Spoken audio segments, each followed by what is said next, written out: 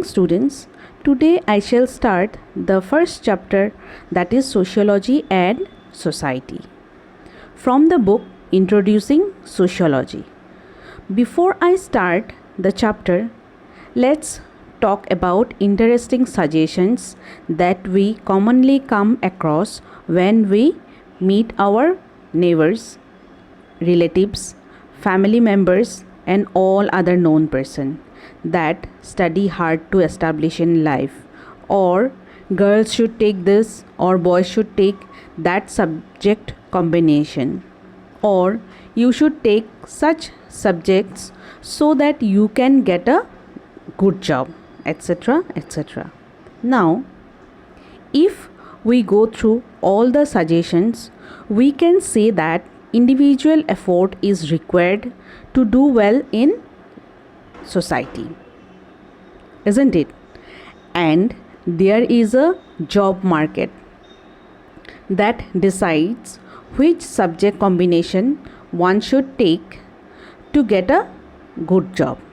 But who decides what is a good job or what is a good job? Is money the criteria for all, or social recognition, or individual satisfaction that decide the worth of a job?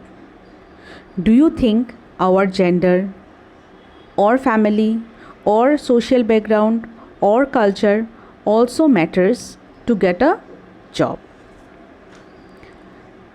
Individual students must study hard to do well, but how well he she does is decided by the social factors.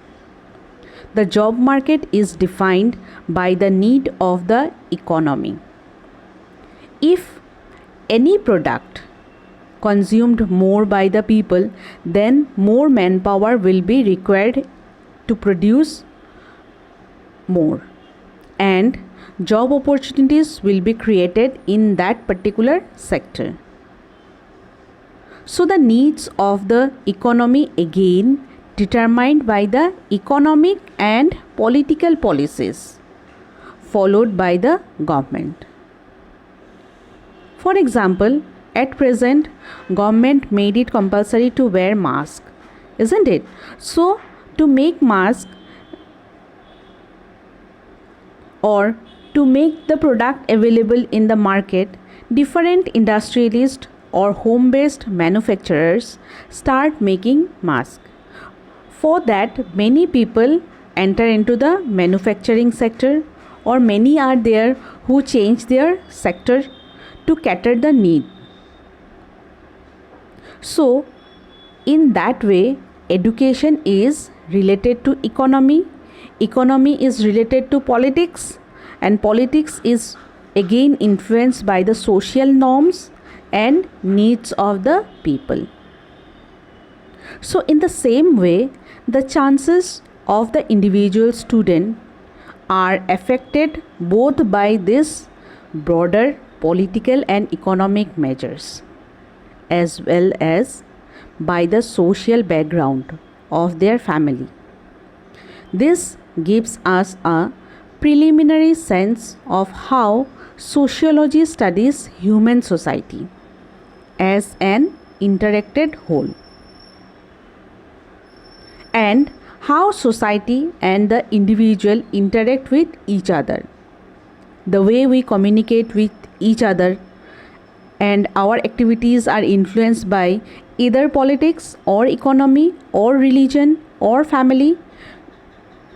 And sociology studies the behavior of an individual in group. And Auguste Comte, the French scholar, considered to be the founder of sociology.